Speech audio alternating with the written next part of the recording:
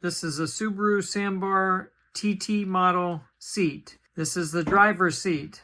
Now to remove the driver's seat, you're just going to remove 2 bolts from the very front of the seat and 2 bolts from the rear of the seat.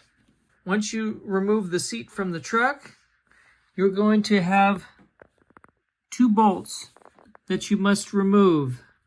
They're both a 12mm bolt. Then you're going to move to the other side of the seat, and there's 1 bolt here that's a 10mm.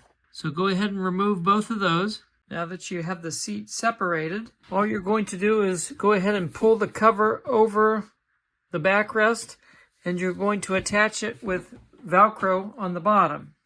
For the seat bottom, all you're going to do is wrap the cover around the seat, get it to where it's nice and snug, and then attach the straps to the back side of the seat.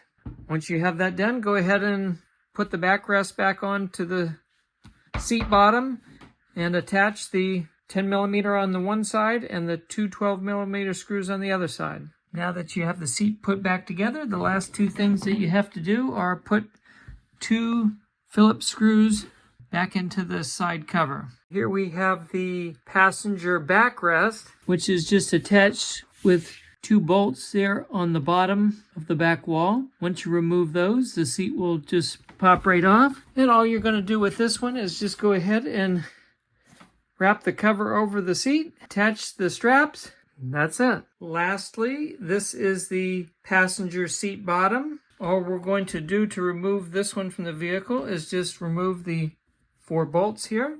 Go ahead and wrap the cover around the seat, attach the straps, and that's it.